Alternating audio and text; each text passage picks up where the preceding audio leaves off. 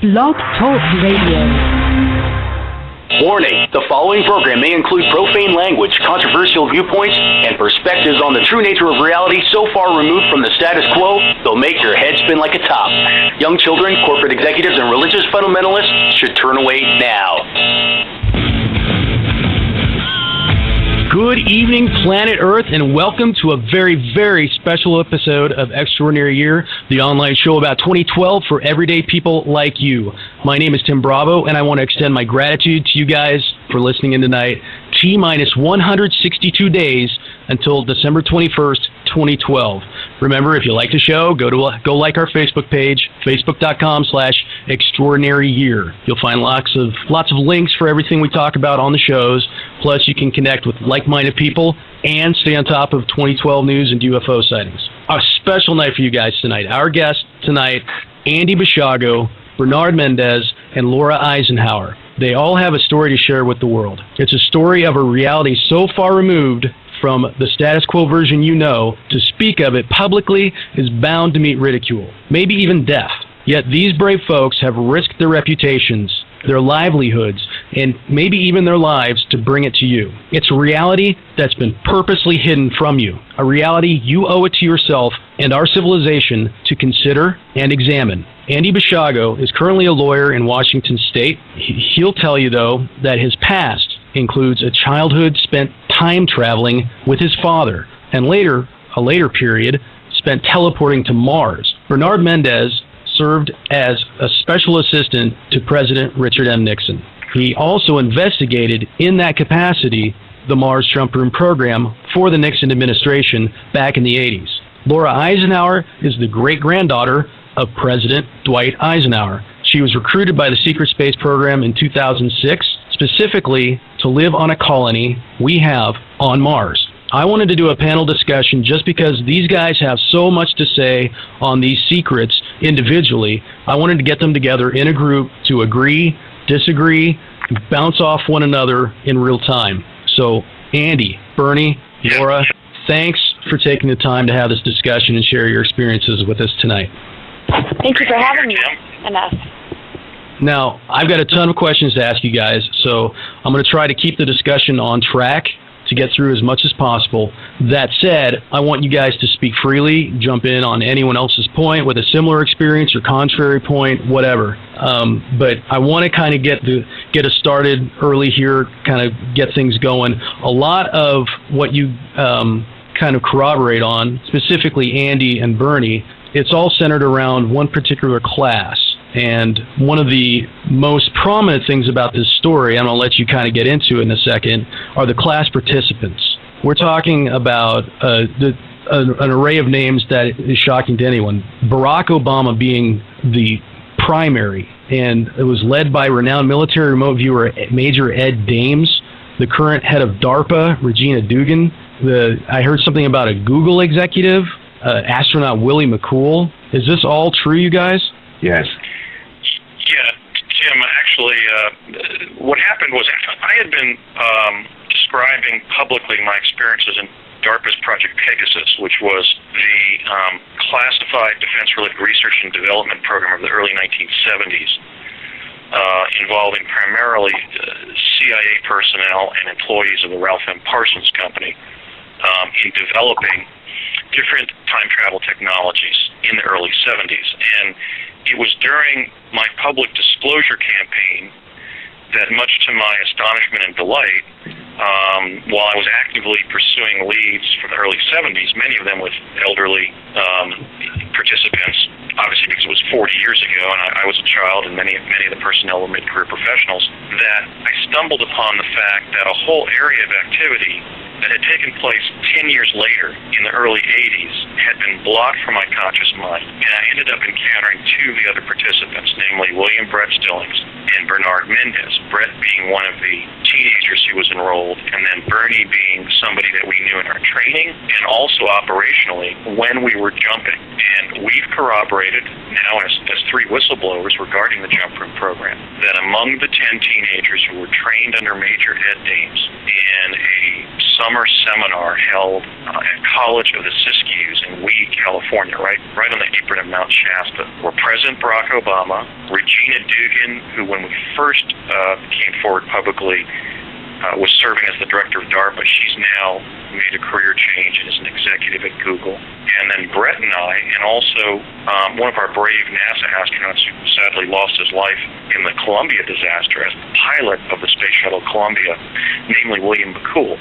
So we've got 5 of the young people that were trained in that 3-week seminar identified. And as whistleblowers, we're in agreement that Major Dames was the instructor, despite the denial that he made on Coast to Coast AM in November of last year, that the young man named Barry Satoro was somebody we were trained with and went on jumps with, and he currently is serving as president under the name that he later chose, that of Barack Obama.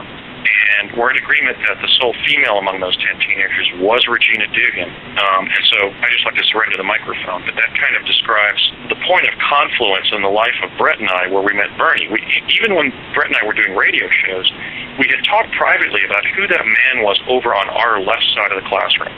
There was somebody who was about 8 years older than I. We now know that I'm 50 and Bernie's 58, so the age that we remembered, the age difference corresponds. We remembered Bernie based on his appearance, the uniform that he was sometimes wearing to class. So something really astonishing has happened in the Truth Movement, which is that 3 participants from a secret defense technical project where a technology was used that was truly revolutionary, that was clearly a time travel technology, have met up, and we are sharing our story with the public. And it's amazing. And I want to get to the technology in a bit. Well, first of all, Bernie, so you kind of jump in on this and give us your, how you remember this class that Andy was in. When I first met Andrew, I was jumping in the East Coast. I didn't know there was a West Coast. And then in the East Coast room, there were airborne people I was with, and then after I jumped in the West Coast, I went back to the East Coast with some recon teams, and then I went back to the West Coast. So I was going between the East Coast and the West Coast, and my specific charge when I first met Andy, and I didn't even really know where I was when I first met Andy, I was supposed to arrive about 9-10 o'clock that day that we met. I had to stop over in Ohio because I had to ask Tom about some issues that were being brought up that I had to look into concerning, we'll just call it like a very large control board, very large switchgear area, electrical mainly, that there was some sort of power drain issue. So I stopped by, and then it took a while to find Tom. He was a little busy. I was strictly told to talk to him. He knew who I was. He knew my family. They go back quite a ways. And I started talking to him. I says, Tom, what's been going on? I says, he has some problems. There's a power loss someplace. Is there anything you need? He said, yeah, well, he needed a lot of spare parts. And I told him, I'll take care of that. I said, well, what's this power drain about? He said, I double-checked everything here. I'm fine here. It's further down the line someplace. But I need a lot of people to check everything. And then when we're done there, I went to California. Now it's late in the afternoon. I've been awake for about 20 or 34 hours, 36 hours. So I got there late in the afternoon, and that's when I met Andy, Regina, and my specific charge there was to ask a series of questions to my escort, Major Dames. And I'm talking, first I met Major Dames, he showed me around a little bit, we were talking, we were standing out in the hallway talking, and I think Andrew was inside, and a few other people, and then I was introduced to them, and then we sat in the classroom, and we started discussing all this, and James was asking me, what I knew, what the problems were. I told him, I said, I have a list of questions for you about personnel, about training, what you need, because the appropriations bill was coming up. There were a lot of questions to be asked. And then, so the money for this stuff would come out of appropriations bills? Well, this is all government financed, mainly. There was a lot of private corporations too involved. Andrew can tell you more about that. So was it on paper somewhere? I was told never to write anything down, never to take any notes, to report directly back to the administration, where I'd be debriefed, usually with a senior officer or a senior enlisted personnel who would make reports. And then I would probably meet, with the assistant, another assistant, and then go over the details. Okay. But that was all.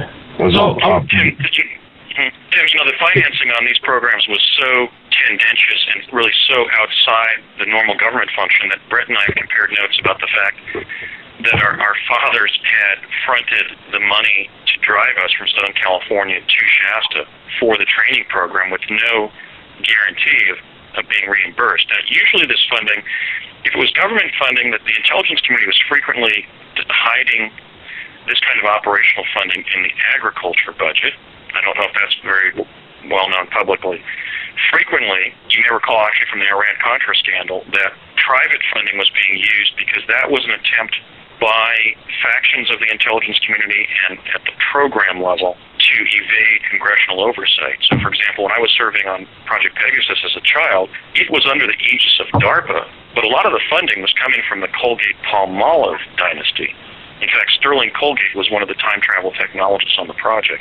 Really? So we don't know whether a private source was used to fund the jump room program 10 years later in the early 80s, but it certainly could have been. One or more private financial sources could have been relied upon. Huh. That's interesting.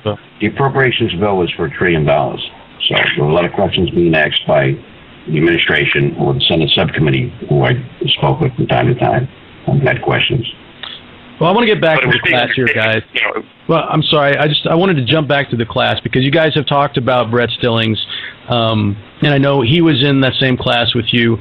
There are also other whistleblowers, Michael Relf and Arthur Newman. Were they part of the same class? No. In fact, Michael Relf's account indicates that the jump room program may have begun in 1976. Arthur Neumann, who is the Henry Deacon informant for Project Camelot, who I've communicated with via encrypted email. Arthur was involved very recently going up to Mars via jump room for the National Security Agency. So our experiences came after Michael's, but long before Arthur's. But How recently? You raised a good point, which is that we now have what? In addition to Laura confirming the existence of the secret Mars colony, which I imagine you want to speak with her in this program, we now have 5 individuals who were up on Mars. We have 4 who went in the late 70s, early 80s, and then we have a recent account from Arthur Neumann. So we've got 5 whistleblowers now who confirm the jump room to Mars, and I think our account is only strengthened by Laura's experiences that indicate that a secret colony on Mars has been receiving people from at least the middle 2010s, the 2005 and later period. And Laura, your account is from 2006, correct? Correct. Okay. So you can speak to the fact that there's definitely something there. Now, did you use or were you shown the technology that they're currently using?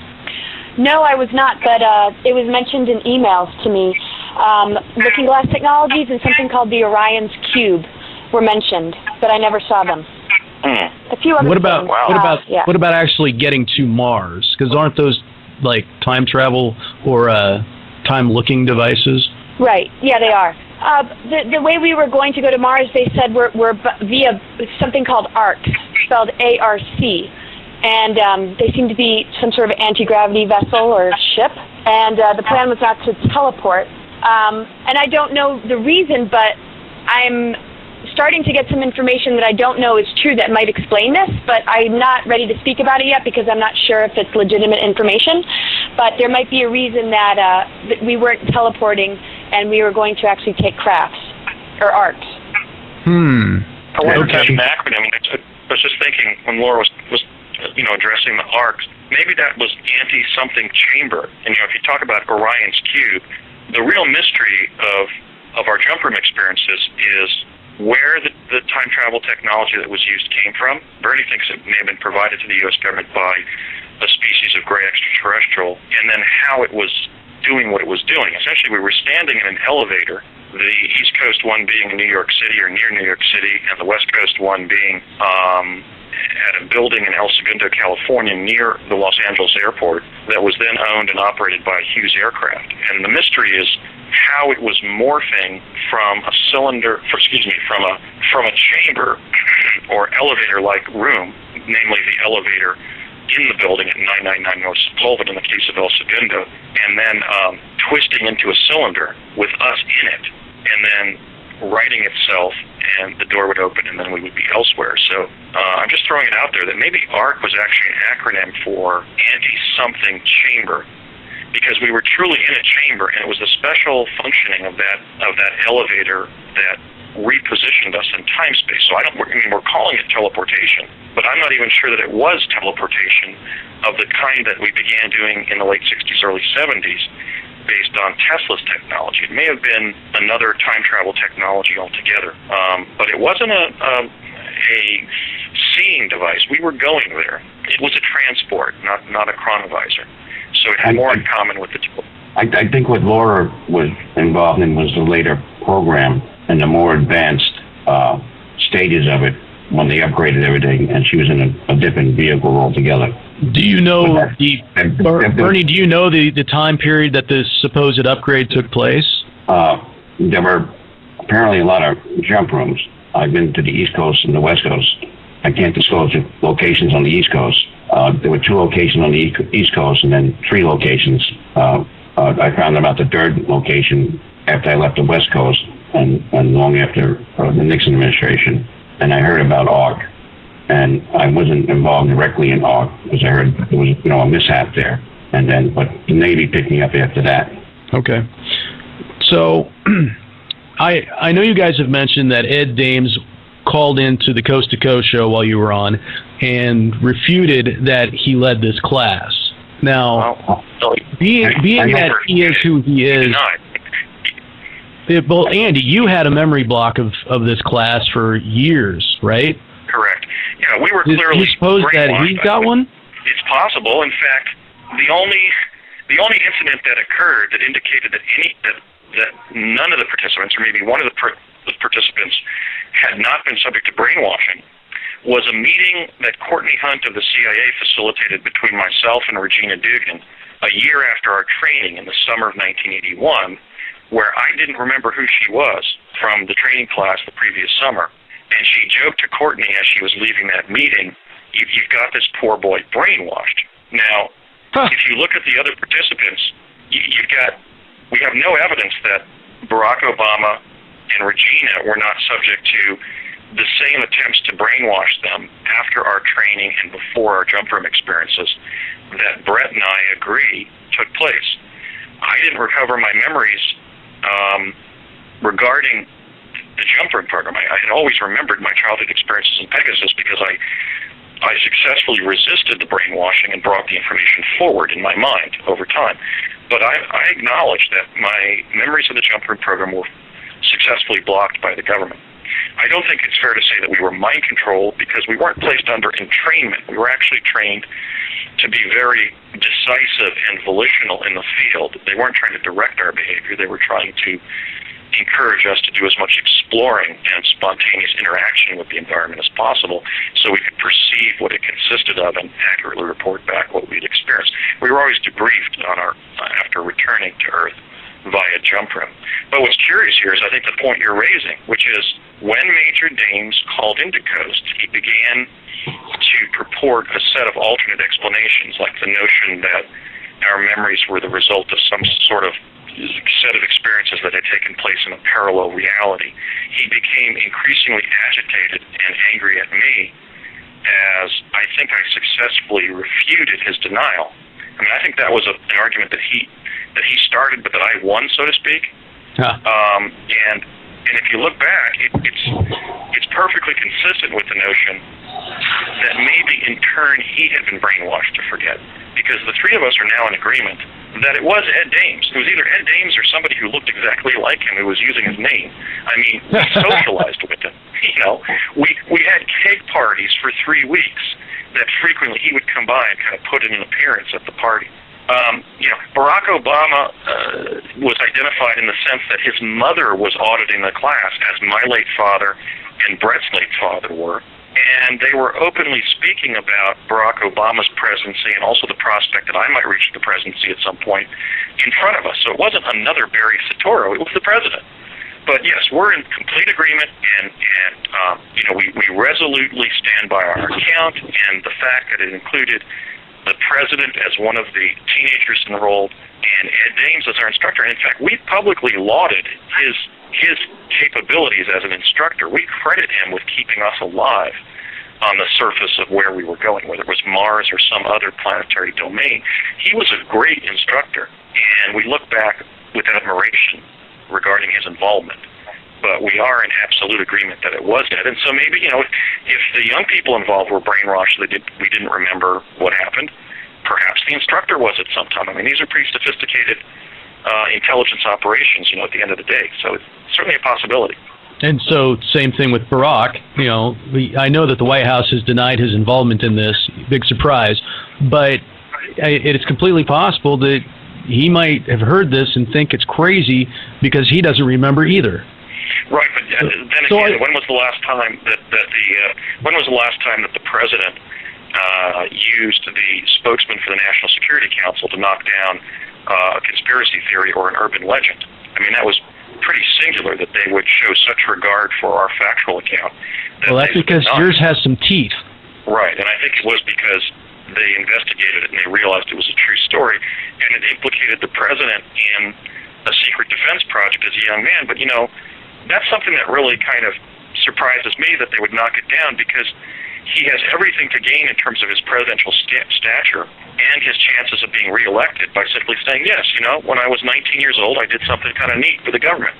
I mean, President Obama is so facile as a communicator. I don't see why they didn't just have him do that, hold a press conference and say, yeah, I went up in these strange contraptions and I did some dangerous and heroic things for our security and for international security, and something? I'm proud of it. But they would have to reveal the technology. They would have to reveal that they've hidden all this from us. They would have to go away and give us everything that they've held from us. Correct. That's the impediment, is the culture of state secrecy that he's now operating under as president. But I think that I don't really see it I didn't see it as a threat to his reputation, his presidency, his chances of being reelected. I think it's something he should talk about, because this was one of the exploits that he was part of as a young man, and I think it's something that is a legitimate topic in U.S. presidential history, and I think we would all gain by the president standing by the pledge he made when he was running for president to lead an administration characterized by transparency, and simply come forward and do a press conference acknowledging the existence of this particular project and his involvement in it. Well, old Barry said a lot of things on the campaign trail that didn't pan out after we elected him. But anyway, I'm not going to get into political stuff. I just wanted to ask you guys, do you have any indication that any of your other classmates have broken through the block? Have you heard from anybody else? Or I guess basically this is all you remember? We have essentially the basic story. I mean, we've identified who in the class that we bonded with enough. It was kind of like living in the dorms with fellow college students or serving on jury duty. We got to know the people involved as friends and colleagues, but our training program and then our jumps were very episodic, so it's not like they became fast friends. I certainly was not in communication with Barack Obama or Regina Dugan after the jump program ended for me around 1983. I did have a couple of both project-related and just social encounters with Barack Obama. In fact, one time after he changed his name in the early 80s. But we didn't remain in communication as friends. Even Brett and I, who had been thrown together at the campground at Lake Siskiyou under the aegis of our fathers, being sort of same-age peers from Southern California. Brett was a few years younger. Brett and I didn't remain in communication. When he contacted me in early 2010, I hadn't spoken with him since 1983, 27 years earlier. So it was a real shocker. It was like somebody from your fifth grade class coming forward and reminding you about something non-ordinary that you had experienced together. So, well, I was in fifth grade in 1983, so it'd be exactly like that. Well, we hit it on the head there, but no, we're kind of in a consensus now about what we're able to remember in terms of, Dame's involvement, who was in the classroom, Bernie being there, with not only Ed Dames as his administrative escort, but with an armed guard who was in the nature of military escort protecting him. 5 of the 10 teenagers have been identified. We've identified the 3 parents in the room. Sometimes, in fact, Regina's mother was also present, but not for the whole course. We agree that William Cameron McCool, who went on to become a space shuttle astronaut in 1996, was present for about a week and then left the training program. Brett thinks he may have encountered him on the surface after jumping. And so we've got the subject material covered. We're in agreement about that, what we were taught during those 3 weeks, and the jump room experience. Brett reminded me, actually, that it wasn't a matter of us remaining stable and then the jump room twisting from a box into a cylinder, but it was really a mind-bending and gut-wrenching experience as we were twisting with it. So his description on one of our broadcasts was just spot on, and it really brought back those memories for Bernie and I. And then we're in agreement with different scenarios that occurred on the surface, because we weren't always going up together. Usually you went by yourself or with one other jumper. Several times we went up in waves of 2 jumpers at a time, where we would linger at the jump room facility for, let's say, 15 minutes for the next 2 people to come through. And so that produced the set of memories that Brett and I have of interacting with Barry on the surface as we knew him then, namely President Obama. So a lot of information has come forward. What we can still maybe prove, if we could get hold of the project files, would be who the other 5 young people were, and then really start to get the accounts of Barack Obama and Regina Dugan about what they remember. I think that's going to be invaluable. Yeah. Bernie, speaking of your memory, did you have a memory block? Having served for the president, I'm assuming that your memory was left intact so you could report back. I didn't have much of a memory block. I did have some memory loss due to jumping, which was quite dangerous at the time, and I recall most of it. The problem is that I did not know it as a jump room. I knew it as a project. I've heard of Pawson or the preacher or the Pawson. Jump room was not known to me, that word, until after I met Andy, and then my escort, Major James, told me we call it the jump room. They referred to it as a jump room on the West Coast. On the East Coast, it wasn't called a jump room. Okay. Now, there is another whistleblower on this whole technology. Alfred Weber posted something this week about a 1989 lecture and affidavit by Naval Intelligence Officer Milton William Cooper. Now, how did he know about this stuff? I haven't studied Bill Cooper's claims in a long time. I think certainly at the time that he was alive and playing the role of truth advocate and whistleblower, he had kind of an edge to his personality. So I think people were always wondering whether he was for real or not. I think he impressed some people as a kook. But from the perspective of 2020 hindsight here, I think it's fair to say that Milton William Cooper has become somewhat of an American folk hero, because in retrospect, almost everything he revealed about extraterrestrial interaction with the U.S. government and some of the hidden cosmic secrets that have come forward more recently, the existence of time travel technology, the Mars program, and the presence of U.S. facilities on the surface of Mars, were entirely accurate, and presumably they were gained by a result of the fact that he was a briefing officer for the Pacific Fleet of the United States Navy.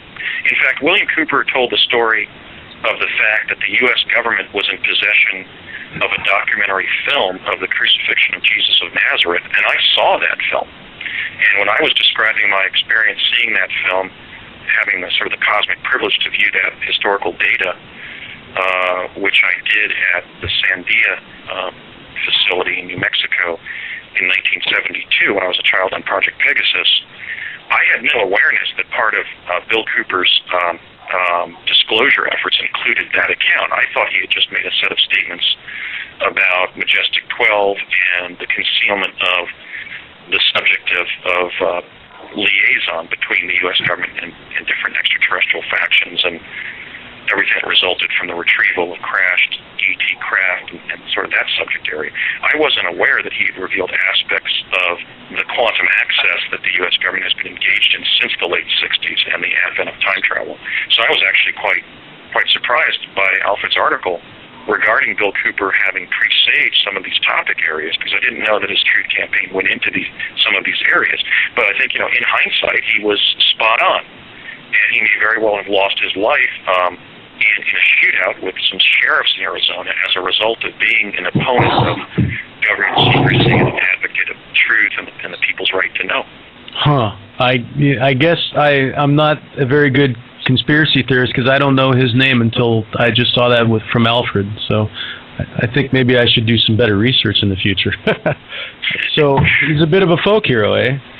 Well, I mean, he's not somebody that I would point to as a principal expert on, the last 60 years of interaction with extraterrestrials. But it's pretty amazing corroboration.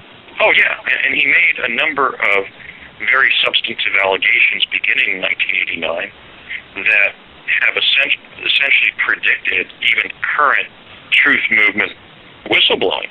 So I don't think Milton William Cooper can be dismissed as an overwrought personality. I think that in retrospect, especially given the time that he was doing, serving this revelatory function in our society, his claims were very controversial, and I think he was putting his life at risk.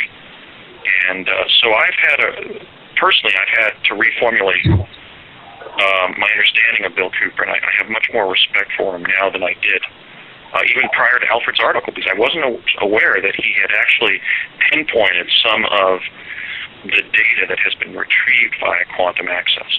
I think where the controversy comes here is that Cooper is a person I probably met who was involved in a lot of the mechanics on a day-to-day basis of the jumps and a lot of the technology of these jumps.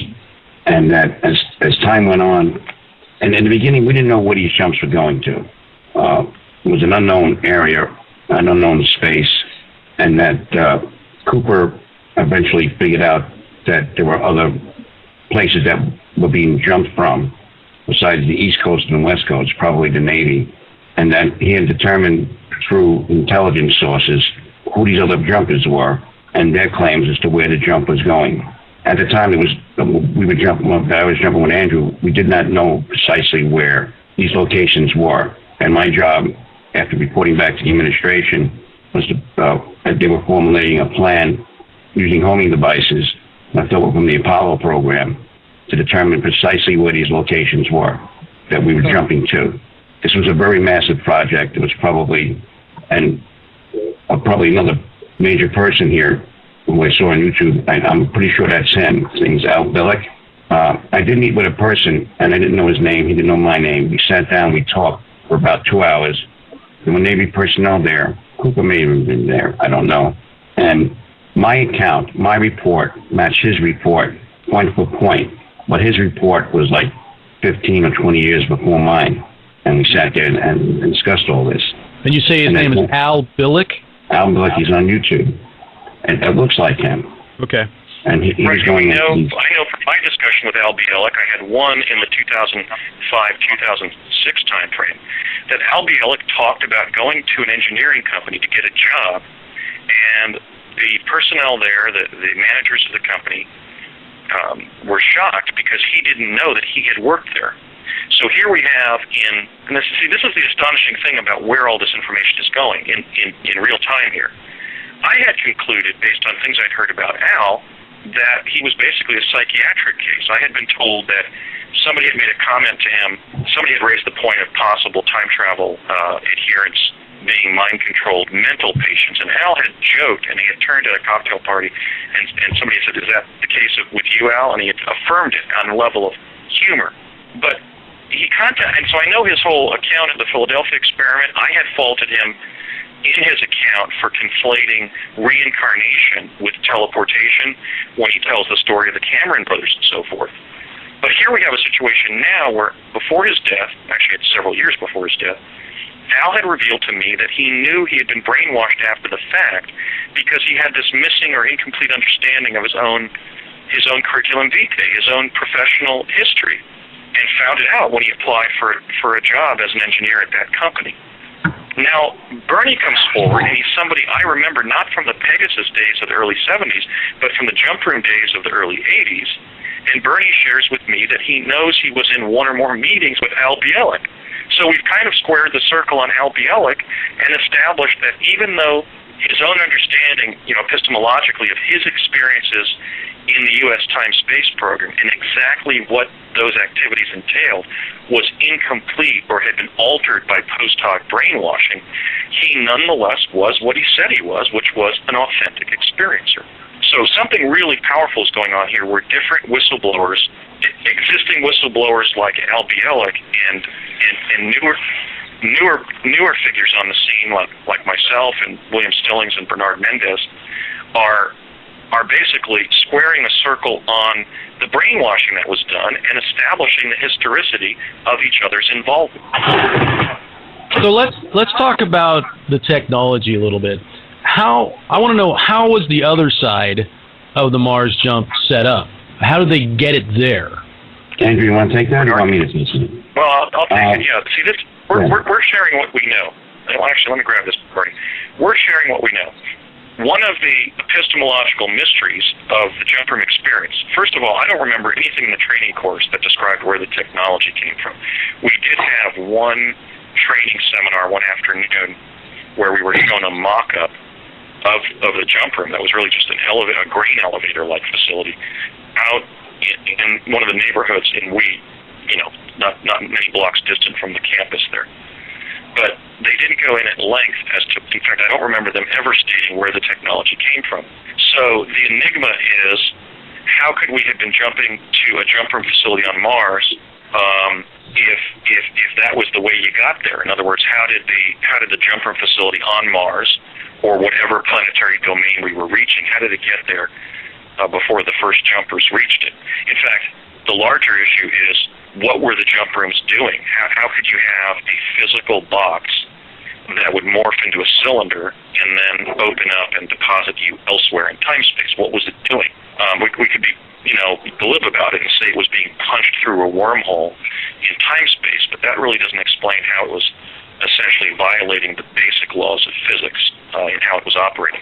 As we understand them, anyway. Bottom line is, we don't know how it got there. Maybe it got there through conventional probes to Mars in the 50s and 60s that had been early 70s or 70s that had been concealed, or maybe there was either extraterrestrial liaison or interaction with the Martian humanoids that are related to us to actually establish the jump room infrastructure in consultation with people in our aerospace community. I can tell you this: I may have uncovered an explanation just by discussing this subject with one of my law clients here in the state of Washington, which is, she described how when she was working as a secretary for Howard Hughes at Hughes El Segundo headquarters, not the jump room facility on North Sepulveda, but the one deeper into El Segundo, that he had placed some wrapped aerospace, some packaged aerospace parts on her desk one day and said, "Rose, there are going to be two men appearing at your desk today. They're not from our planet.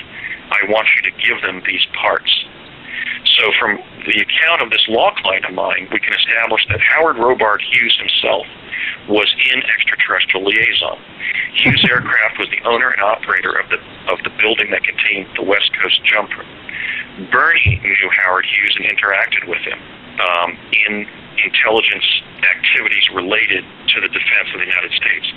So it may very well be that Mars or the planetary domain that we were reaching had the jump room facility established on it, so that human beings from Earth could get back and forth to that location with greater speed, but that there had been... Is anybody having a hard time hearing him?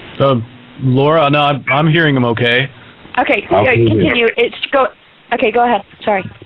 Okay, so there may have been some prehistory here where the jump room facility had been established more laboriously because they had the ability to use the jump room technology to get back and forth from the location where they were sending us in the jump room facilities on Earth. But right now, it's basically a technical mystery that touches upon the background of our experiences. May I inject here? Please do. I discussed this with Mr. Hughes and his technical people. In the beginning, the Navy ran the project, and I think the British had a version of this too. They were accessing a domain which they didn't know, and then jumping back. It would last maybe 2-3 minutes to access the domain, then jump right back. And then as time progressed and using his technical support teams came on board, the jump room's cylinders got bigger until the size of an elevator, and the technical know-how got better with video cameras. Was working on the video end of it. There was no term optical physicist at that time, but eventually an optical physicist was a term that was being used, and uses people were developing all this technology to bring back better video pitches, because a lot of the equipment didn't work during the jump. And when I was discussing, from time to time, Mr. Hughes would tell me, I want you to talk to my technical people and answer their questions. And what I was gathering, and I spoke to Mr. Hughes about this, I did not believe at some point that we were in control of these rooms. I believe that eventually the space aliens, who felt that we had accessed their domains and then eventually we would figure this out, were allowing us and guiding us to these domains. And then all these domains would be a domain that were familiar to us or that we could relate to. There were many places to jump to, but I believe that the places that we were being directed to were specifically guided by the aliens in collaboration with the technical people working alongside with the aliens, develop this technology so that we can go from where we were to these domains back and forth. Go ahead. Okay, well, while I've got you, Bernie, I wanted to ask you, I know this whole thing kind of started centered around this Ohio control room issue that then was pushed on down the line. Was that power drain ever figured out? And specifically, do you know how the Ohio control room operated? I mean, how would it function in being connected with these other jump rooms? Why was it separate? The Ohio area had a lot of electrical equipment, a lot of breakers, and a lot of other peculiar electrical equipment. I only went there once or twice, and we discussed this, that it was a power drain. And when I first met Andy, was when I came from Ohio. I was supposed to be at like 11 o'clock in the morning, and I ended up late in the afternoon. And then the major said, we're not going to jump today. We have a power failure. So we went over to the barracks and didn't jump till early the next morning. And we had discussed this. This was a major issue. Where was this power drain? To the best of my knowledge at the time, right up until about the 1980s, it was never determined where this power drain was in that particular aspect of the jump room. And that's when there were more reports before I met Andrew about this power drain. And it was never determined precisely what it was, but from the other reports, I mean, I was with the administration, and then all the reports would be summarized, and then because the administration people had been doing this for many years, they would want certain points made, and other points they really wouldn't care, they really discarded, and then summaries would be made. But that was one of the major topics. Where was this power drain? What was this about? It was never determined as far as around 1980, but by that time, the jump rooms had been upgraded and moved around, and then there was a different type of jump room altogether, and that's what Laura was getting involved in, the Basiago project and the Basiago technology, which had then the whole power drain was eliminated. We actually bypassed this whole mechanism that was there when I was at the West Coast jump room. With the mechanism that you and Andy used, how long did a jump to Mars take? Was it 30 seconds? Well, actually, that changed from time to time because we didn't know where we were going or where we were jumping to. So the jumps would last. We couldn't tell how long the jumps in the beginning were lasting. So from the time you left point A to you ended at point B, we didn't know what the time lag was because I tried using a watch. It didn't work. And it was a very expensive watch. And then you would land, the door would open, we get out, and then we can calculate the time. And then we usually spend about 30 seconds because the fear of hypoxia is a low oxygen environment. would make the recon, make our observances, and then jump back.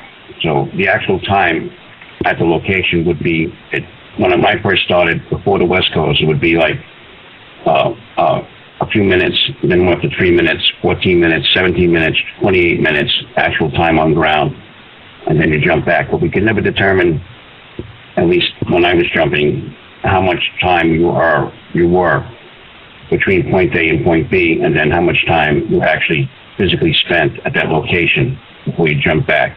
But that was later rectified. So we're looking at a total jumping time in the beginning of about 32 minutes. That's what I was told. But I didn't have a watch on me. I didn't see a clock in the building. And Tim, if I might jump in here, this is also something that Brett and I have compared notes on. I think the way to conceptualize it is this way. We enter the jump room. We know that through the intercom that the jump has begun. The lights at the top and the bottom, there were panels on the top edge and the bottom edge of the jump room, just like you might have in a conventional elevator, just to indicate what floor, that you're going past floors. So there would be blinking lights that would indicate to us that the jump had begun.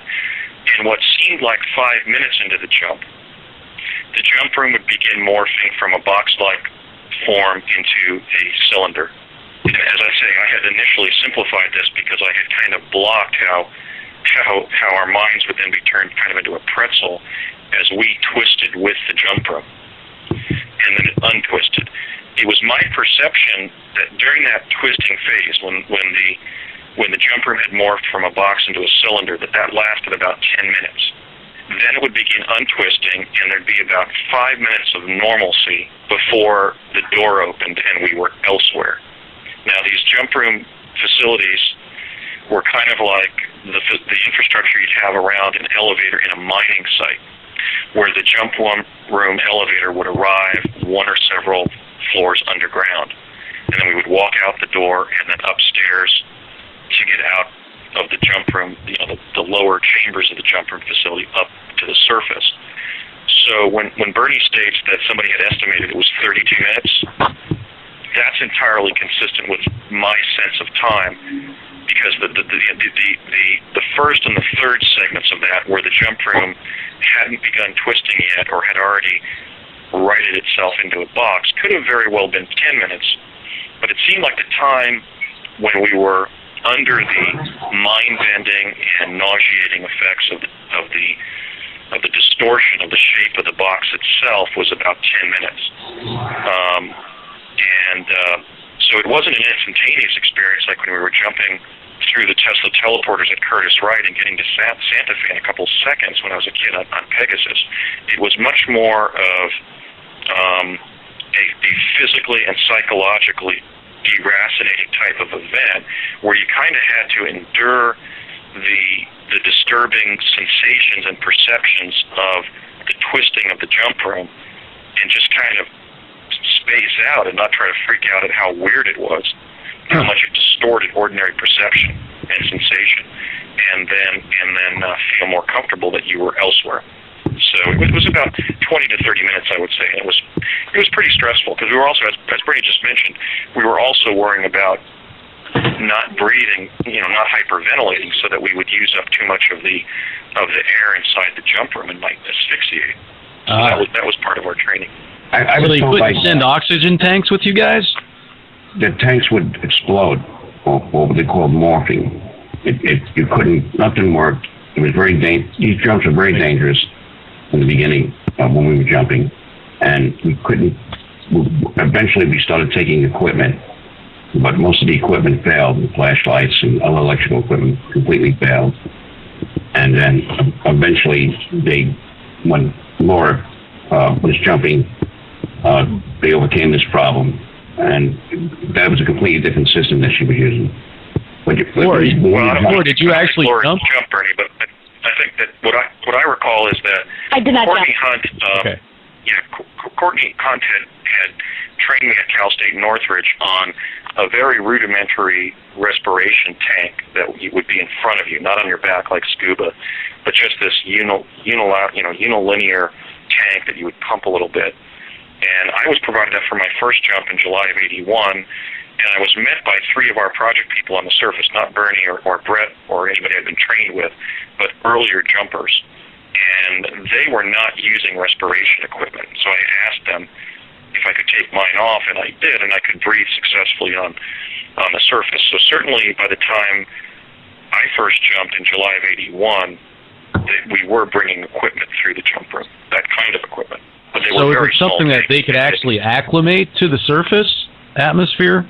Well, I don't think we were acclimating to it, but there was enough oxygen to survive on the surface. I mean, a couple times when I spent several hours on the surface, including one jump with Courtney Hunt and William Stillings, my thigh muscles and calf muscles were just screaming with pain from hypoxia.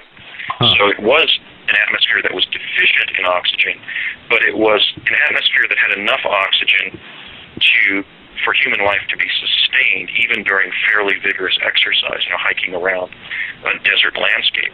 But then, running from predators? By images. Running from predators? Well, I didn't run from any predators. I was present while 2 of our personnel were eaten by predators. But I was just going to say that the notion that Mars oxygen is breathable is supported by NASA's own data, because we now have color-corrected images showing the blue sky at Mars. So if it was in fact Mars that we were visiting, we now have the rover data corroborating the claim of Brett and I, for example, and Bernie, as he just stated it, that we could breathe unassisted on the surface, because oxygen is a clear gas. It refracts blue and creates blue skies. Might be inject. We knew later that the environments some of these environments, we breathe in a 19 to 21% oxygen environment here on Earth. Some of these areas had oxygen levels of like 8 or 9%, 3 or 4%, somewhere in there. So we had to be trained to withstand the effects of hypoxia. And you're not freaked out. But this time, as time went on, we got more and more technologically advanced that we could bring some oxygen with us. And we were able to determine what the oxygen level was where we were jumping to. And then we were able to put more oxygen in the jump rooms somehow. I don't know how they were doing it. I thought I saw cylinders in the jump room once. They were very peculiar looking cylinders. So these jumps are very dangerous. In the beginning, it was a very low oxygen environment. You had to be trained to deal with a low oxygen environment. Now, Laura, let me ask you, in the descriptions of the ARC technology, did they mention how long that technology was taking to get to the surface of Mars? Nope. I mean, I can review some old emails, but no, they didn't really say. But they said we were going to go beyond Mars. And the thing is, it seemed like it was all about taking over something, way more than just Mars. So it seemed, besides just being, just at the colony, that they were planning on going much further. I don't know if they wanted to take me with them there, but yeah. I don't know, though, how long the travel time was, or what a whole lot about the technologies. I wasn't given those kind of details. Did they indicate to any of you guys any specifics on where, other than Mars and I know the Moon, we have bases now? I didn't get that information, just that we would get further than Mars. Actually, maybe while we speak, I can look up one of these emails and see exactly what it says. Cool. Andy, yeah, how about... I wasn't given a lot of information. Everything was done through my partner, and he was only allowed to tell me so much, and I wasn't allowed to know a lot because it was all very secret, and he was really encouraged to not say certain things. And after I had a dream that I was being taken up and I had a choice, he started to leak information because he started to realize that I was, becoming aware of what was really going on without needing them to verify it. I got a little bit ahead of them, which they didn't expect. So. Now, you were able to get away. Were you able to get away without a memory block? Where they didn't have an opportunity to kind of bury it? Go ahead. I was going to say, how did you get out of that whole situation? Was it kind of run for your life type of thing, or how did that happen? Well, I was living with him, and basically he had a handler and would get phone calls and disappear for days and, on missions. And about 4 or 5 months into the relationship, he said that he was sent to take me to Mars, that we didn't meet in the way that I thought we met, which was, there was an attraction and we formed a relationship. He told me later on that they had specifically sent him, and then it was later leaked to me that something about the Looking Glass Technologies located us in a past life and knew that we had a natural affinity, because, you can't just fall for somebody unless there's something already there. So, we definitely had a karmic connection, but he would shift all the time, his personality, and actually become robotic.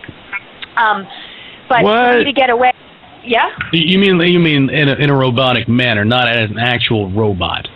No. He would act robotic. He okay.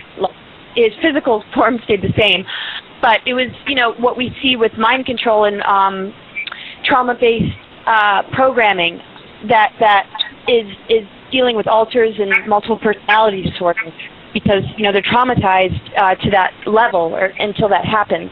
And so when I was with him, I didn't know all this information. I wasn't very schooled in conspiracy. Observing him, because I was like, this is really odd. This is really odd. I had one red flag after another. And then I started to pay attention to the names that he was talking about and the people he was meeting with. And then I was, researching these names, and I wasn't really getting any hits. Most of these names were associated with careers like physics and, other things. And it took about 2 weeks to, find an association with those particular names and technologies like HARP and psychotronic weaponry, artificial telepathy, and things like that. So for me to get away, it was not easy. I wasn't actually in the program. I was just in the relationship, so I had to get away from the relationship.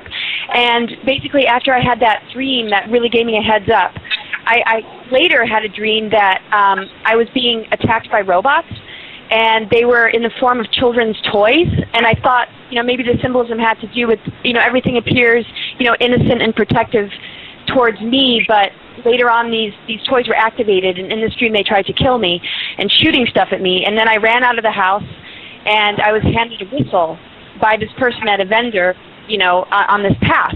And he said, if you play this whistle, just play your song. And so I played the whistle, and I looked up on the hill, and all these robots were exploding, and they were being destroyed. So I looked at this as a clue that maybe if I start to speak about this, if I start to expose this, this might protect me and get me out of it. Oh, and my so God. That is great. My dream saved my life. The first dream was that I was being taken up by chains into this ship, and they were taking me to Mars, and that they were going to control me. And the voice from the sky said, you have a choice. You can stay on Earth and do your mission, or you can go with them, and they'll control you. And I made my choice, and I landed in the water. I fell out of the ship, dragged me up by the ocean, and dragged me up by chains.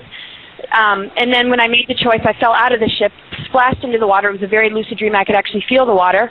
And then all of a sudden, planets aligned. This incredible planetary alignment happened, and the sky filled up. Sounds like something fell over. That's my chair. Oh, okay. Oh.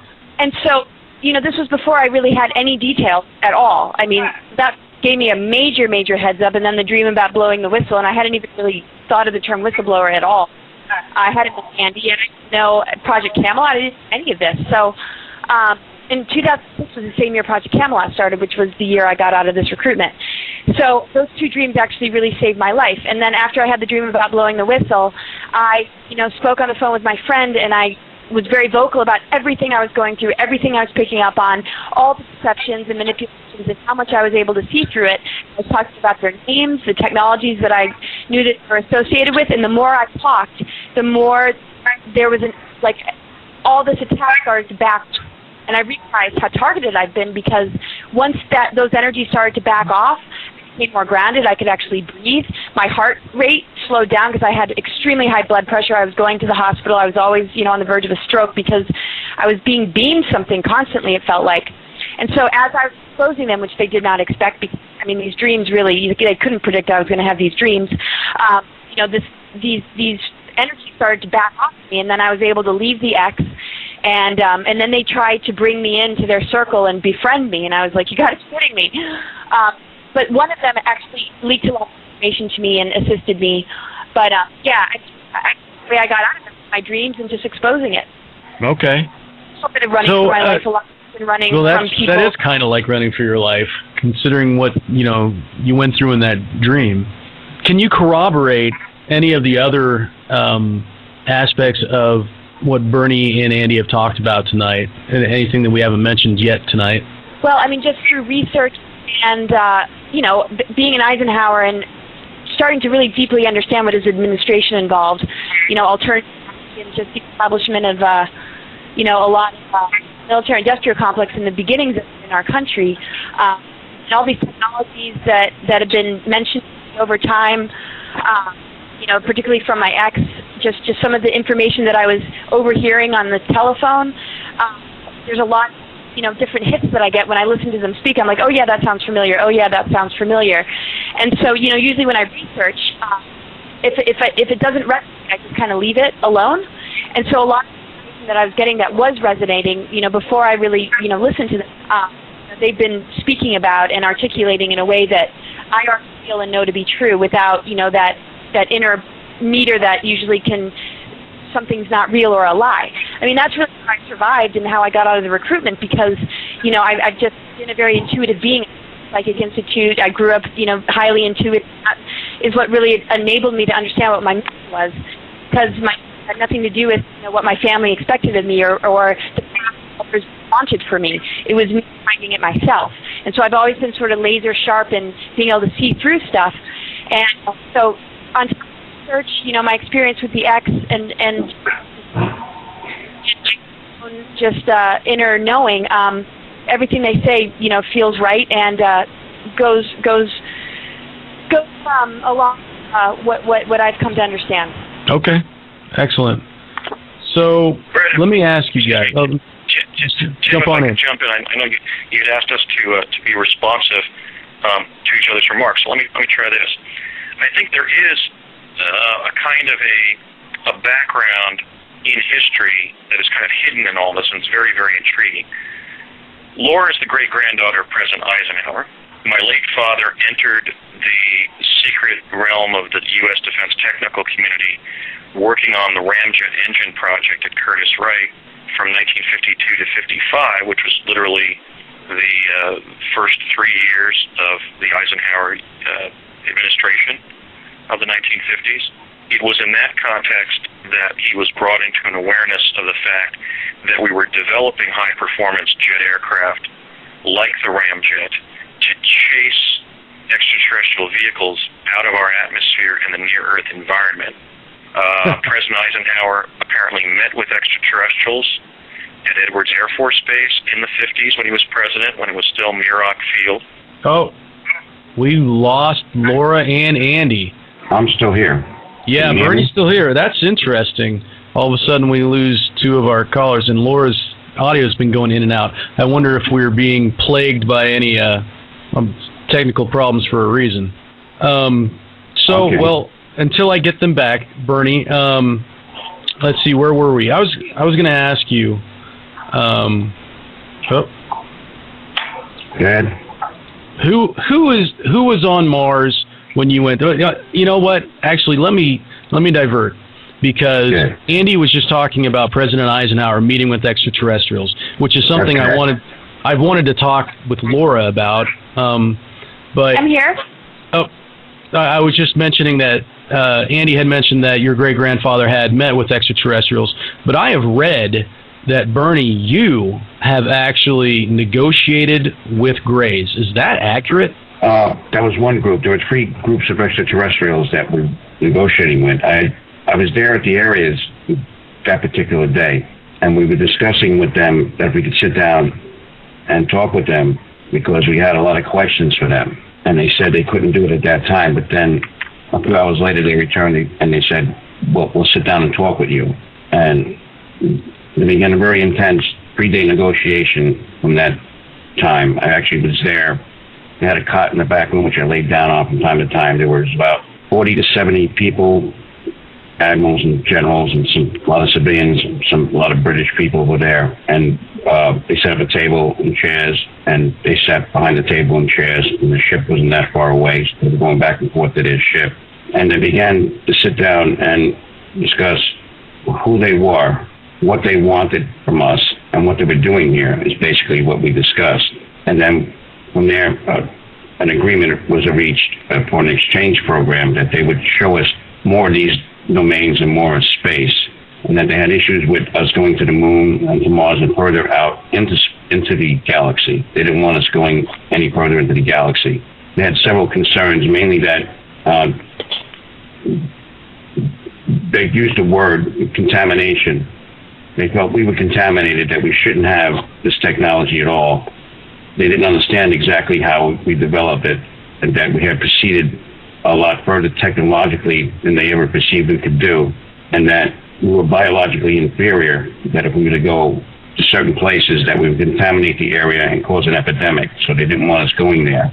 But eventually, that was, they brought us to an understanding with that question, and that we eventually agreed that we would go there under their guidance, and that's how the project continued from that point on. Like I said, I was there at least 36 hours of negotiation with a lot of people going back and forth asking questions, and then after that we all took a rest. I think it was at Camp David for a while, and then we were waiting for all the reports to come in and then summarize them as to what the next best course of action should be. Okay. Tim, can you hear me? I can hear you, and I also hear that Mr. Stillings are you on Q2? No, I have to, as a personal courtesy, I have to complete what I was saying when I was arbitrarily cut off. Oh, I'm sorry. Yeah, what happened there? Yeah. Because this is critical. Let me explain before Brett jumps in. What I was saying was we had my dad's entry into the defense technical community following the July 1952 overflight of our nation's capital by 9 UFOs clocked at 7,000 miles per hour at Langley Air Force Base. That was the reason for the origination of these high-performance, initially jet aircraft projects, and things that even evolved into teleportation and the jump rooms.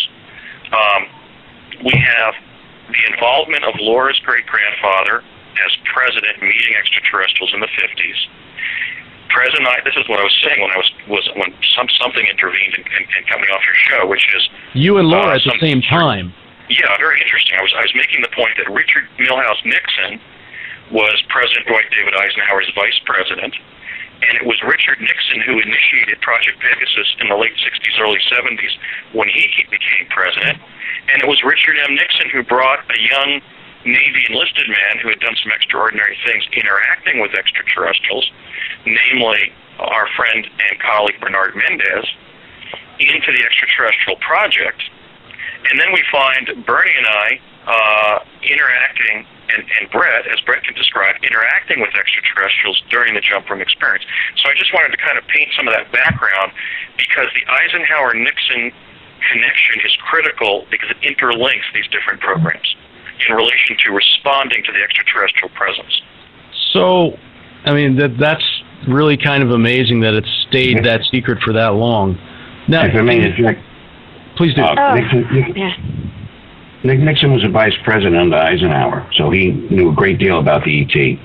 He became very involved, especially after Eisenhower got elected, in this whole ET affair, and he reported back to Eisenhower directly, or they began setting up like the magic programs and a bunch of other programs, a bunch of other administrations. So Eisenhower was a great leader, a great organizer, and he began organizing a lot of programs and administrative controls on this whole broad-based ET program, which became very, very big.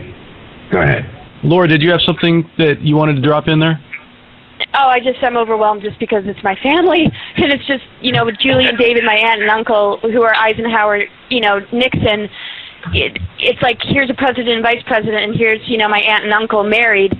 And I just had a moment. But, what's interesting is being born into this family, knowing, just how the, ET agendas and, the roots, which I'm learning about where they come from, and how, I really came in with a lot of information about Sophia and kind of how to handle the multidimensional nature of our reality and the different levels of beings that we're dealing with from the perspective of, connecting to these energies outside of the physical domain in order to assist us. Because on a human level, we're dealing with something so much larger than what we as humans can comprehend, that it just really dawns on me why I chose this family to incarnate into.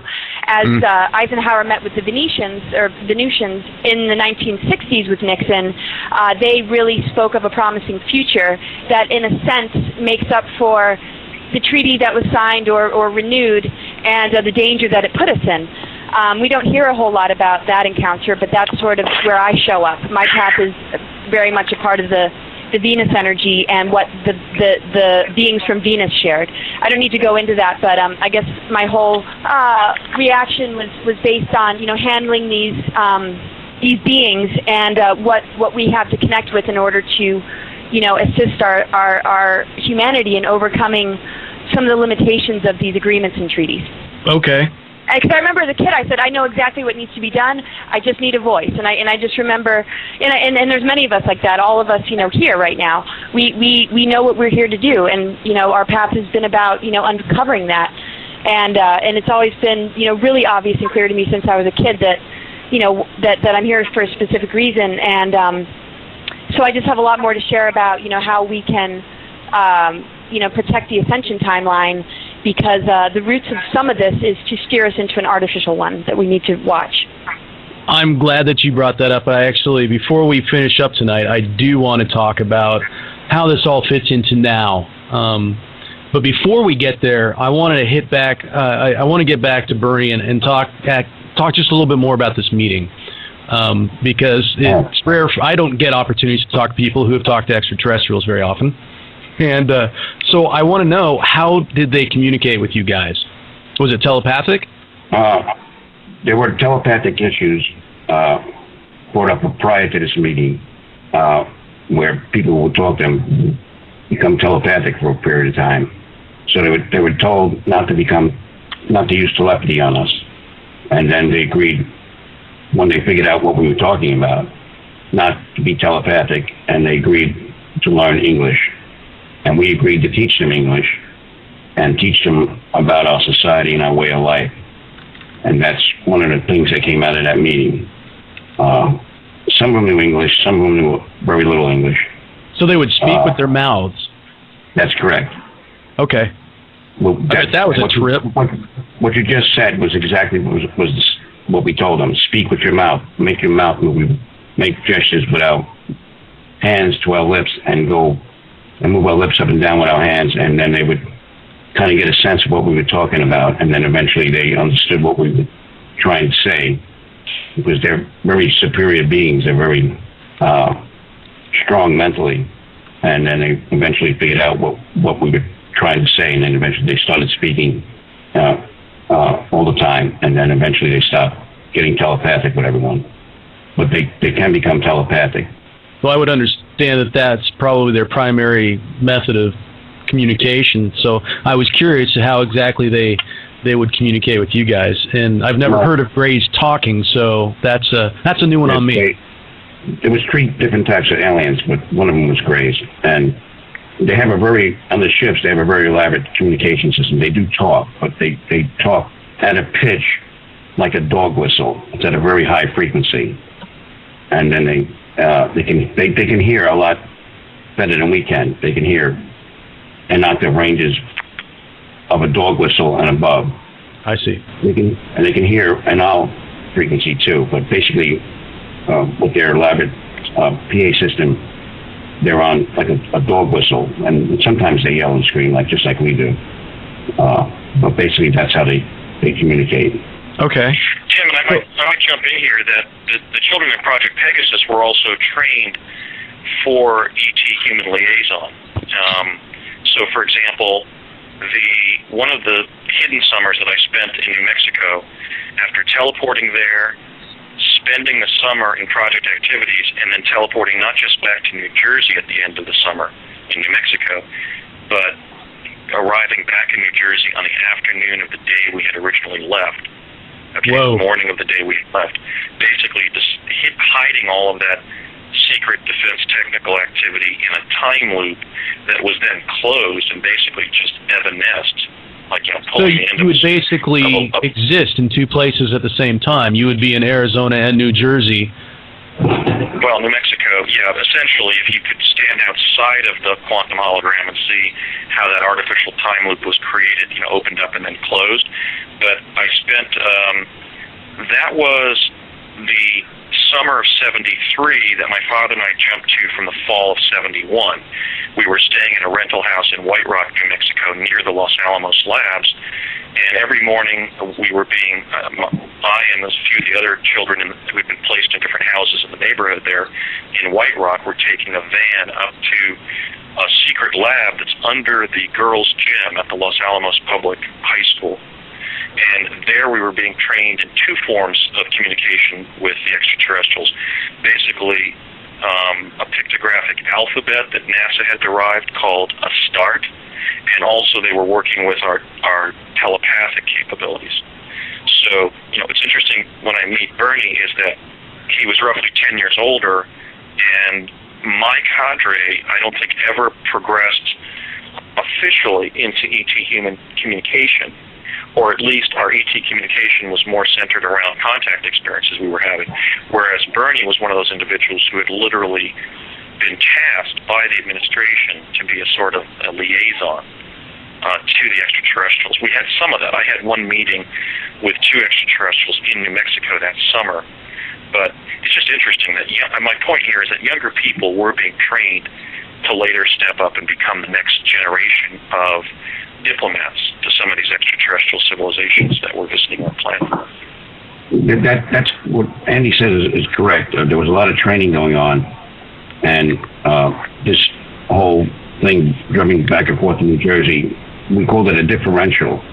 It was never fully explained at the time why there was such a time lag, and this whole idea of training and telepathy. What he says about that START program, I was trained in hand gestures, which I did quite well. It's like speaking to a deaf person with your hands, and then eventually they understood that, and then I was very good at this. Eventually, I could handle their telepathy. Not too many people could, so it was a rare commodity at the time. And eventually, I was tasked with going to the different areas and communicating with them and trying to get them not to be telepathic with us. And eventually, it took a long time for this to get around to the different areas with the different space alien groups at the time. And eventually it did, and eventually it worked, and eventually they agreed to speak English, and they were trained in English. We gave them books. I read them books from time to time. And eventually they came around and began speaking English. They didn't want to speak English in the beginning. They said we should learn their language. I said, we couldn't possibly do this because of your telepathic abilities. And eventually they agreed to learn English and speak to us in English only. That's amazing. No, I'm glad that Laura brought up the shift, you guys, because I'm very curious. One of the reasons that we started this show to begin with was to talk about the possibility of something happening, a big change in the world this year. So with all the experiences you've had, and Andy, I know that you've done a lot of work with time as well, time travel, both to the past and to the future. At least I'm under the understanding that that's what you felt you were doing. Those experiences we were time traveling, I just predicated that because I know that I think Bernie, don't you have a different idea of what exactly was going on there? Didn't you say something to the effect of it's impossible to time travel? Well, or at least to the past? What you're talking about is the different jump areas, either the Lincoln jump or this other areas that we jumped to. And there's some kind of, and Andy puts it really good, some kind of quantum pseudo-environment, like a hologram, where, because I jumped repeatedly to one of these places, and it was slightly different each time I jumped. And the Lincoln one, I went to the actual Ford's Theater and measured everything out and spoke to some experts about it. For instance, like the original theater had lights, footlights that were gas lights along the front of the stage, which shield the people sitting in the audience, and the exact dimensions of the stage and the exact dimensions of the booths, how far the booths are from the stage and the back areas. There would be a fire brigade there in case of fire all the time at the ready with buckets of water or buckets of sand, and then some other particular items. And I did manage to break a piece of the wood off. It wasn't wood, it was plastic, which I brought back. And then I actually went across the stage, jumped onto the balcony, through the booths, and I noticed the curtains that were there. They were like canvas curtains, and I actually walked outside, and I'm very good at this. It was pitch black. I walked out, say like 15 steps, whatever, made a right, 10 steps, and then came back. It was pitch black. There was nothing in the area around this particular location. And then I came back through the booths, jumped back onto the stage. This is very fast. And then I actually took a tape measure with me. I was measuring everything as I went along.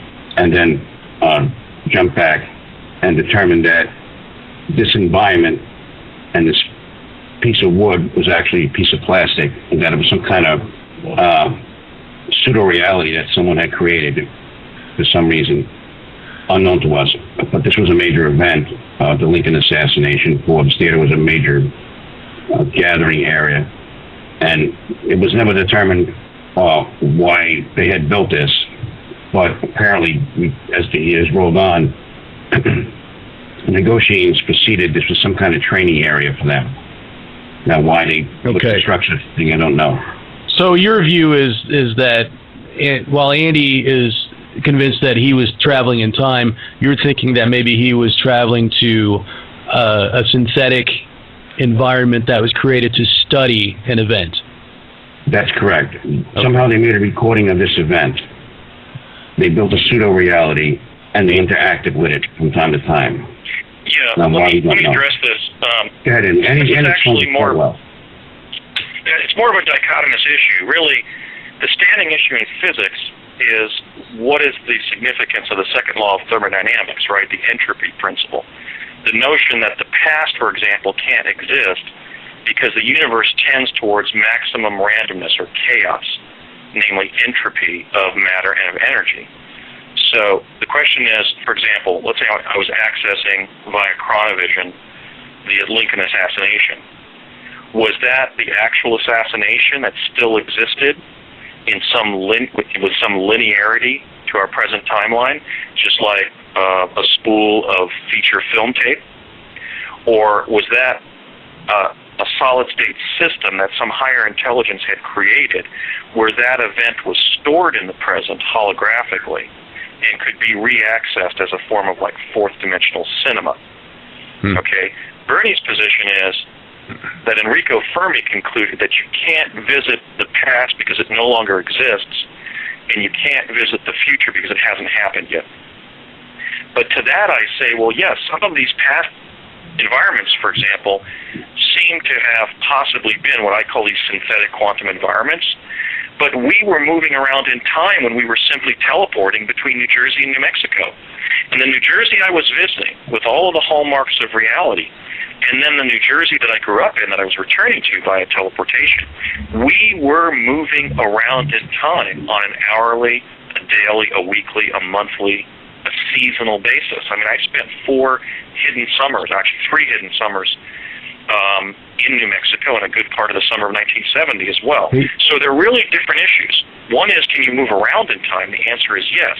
The second issue is when you're visiting, for example, a past event, and every time you visit it, it changes a little bit. Is that the actual past that connects to us on a linear basis? Okay, or Andy, I hate to cut you off here, but we've got like 10 seconds left in the show. I'm hoping that Blog Talk will let us keep going. I hate to interject and interrupt you because this is important material. But quick before we go, I wanted to ask all of you guys, based on your experiences, do your experiences indicate that there's something going on here in this year? What can we expect? My experiences showed in one chronovision probe 2013 that there was going to be a catastrophic event that would inundate the East Coast of the United States to the point where the U.S. Supreme Court building would be under 100 feet of water. Do I believe that that has to happen in this timeline? No. I don't think the people of this timeline deserve a catastrophe. And so I think just on cosmological principles and cosmic principles, it's not going to happen. I think that the Mayan calendar was a calendar that was a device that was subject to interpretation, and the same kind of fear that's been generated about a catastrophic event this year is similar to the kind of apprehensions that were felt around Y2K. And so So I think ultimately we might look back at 2012 as Y2K plus 12. I don't think we have to have a catastrophe this year, and I don't think we should anticipate one. We should anticipate not that we're confronted by the beginning of the end, but by the beginning of the future. Okay. And did you... Yeah, go ahead, Bernie. I was going to say, I think Fermi came closer to the point. I think these future events are part of some sort of scenario of future events that these great creatures, this advanced civilization, constructed to play out an event and see what type of scenarios would be possible. And this whole Mayan calendar, or the end of an age, or what is now termed the second age of an enlightenment, has arrived, and that these areas that we claim to be future events that are happening, some are like future events, or some scenario of a future event that would play out, or different aspects of a future event. So it's like going to a simulator where you would train and then interact and see what possibilities there were for a future event. Now, how they do this, we don't know. But it's very sophisticated, and the consensus of opinion is that it's possible that these great creatures actually constructed some sort of scenario for a future event that gets played out, and different events could occur. They test whether or not, say, the United States had a massive earthquake and it was flooded, or there was a meteor strike, or there was a plague, or some other catastrophe, the sun flaring up and causing severe drought. That sort of thing is being played out. But it sounds to me as this is speculative, not based on testimony. We think this is one thing that may be happening here, correct? That's correct. It's kind of like speculating on the future. So, Laura, you have mentioned meetings between your great-grandfather and Venusians, and that they had kind of a different idea of what was possible, what was coming. Can you tell us what their view is? Well, I mean, we're dealing with multiple timelines, some artificial, and the possibility of having souls siphoned into artificial timelines is very probable, and it's actually what's happening, and that's what, clones, can be used for, along with other purposes for their agendas. But, there's also the organic ascension timeline, and this is what I work to empower and to steer people towards, because this is something that can't be destroyed, but people can certainly, align their power with the wrong forces and find themselves, in this artificial matrix that is based on a lot of great alien technology. So what the Venetians seem to share, and obviously I wasn't there, so I don't have proof, is, more about the possibility of having our freedom back, where we can come and go from the physical world as we choose, and that there's going to be a lot of intervention, and that no matter how insurmountable the obstacles seem, that there will be higher races that will come and assist us, and also just our unity consciousness and everything that the Venus energy represents. And this is what I find so interesting, because we're dealing with a Mars agenda, and then we're dealing with Venus, and my work is really about putting the two together and creating the harmony so that the Mars energy can sort of illuminate itself to higher consciousness. As we know, the Mars energy in all of us, has to do with war, has to do with willfulness. And so my goal is to align the willfulness with divine will, because you can't get rid of anything, but we can certainly work with the energy so that we can take it to the highest level without having to negate anything. And so I'll get into a lot more about the meeting with the Venetians, but as far as what's ahead of us, we do have multiple timelines that we're dealing with, and so it's absolutely crucial that the whistleblowers and all that we're sharing is really taken seriously, because it is unbelievable to have this knowledge, because it is so empowering in these times right now to know what we're up against, because we do have a choice, and the ascension timeline and disclosing these technologies is the route we want to take. The reason that none of the information was disclosed about the meetings with the Venetians is because the government knew that we wouldn't rely on them anymore, we wouldn't need them anymore. And so I definitely, look forward to sharing more about all of that. And I look forward to an opportunity to talk with you on that. Unfortunately, we're several minutes over. And I'm hoping against hope that Blog Talk Radio is actually going to record this so I can play it back and upload it to YouTube. We do have some listeners still out there listening in, so I'm going to wrap it up here. I want to say thank you so much to you guys. This was a quick 90 minutes. There's so much to talk about, and I'm glad that you guys are going out there and doing it.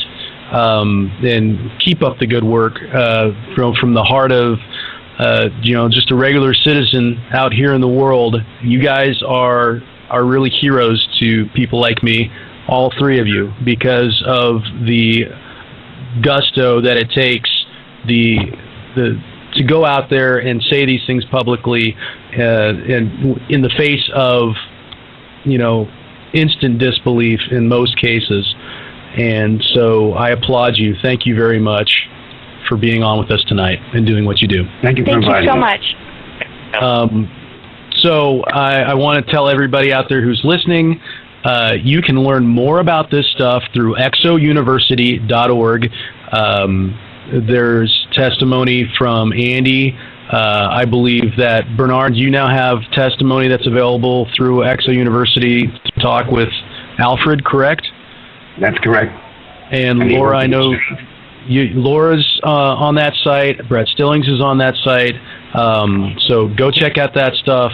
Laura's got a website, cosmicgaia2012.com. Go check that out. Andy has a website specifically about all this Mars information. It's projectmars.net. And so I want you guys to go check all that out and fill your heads, because there's so much we haven't talked about.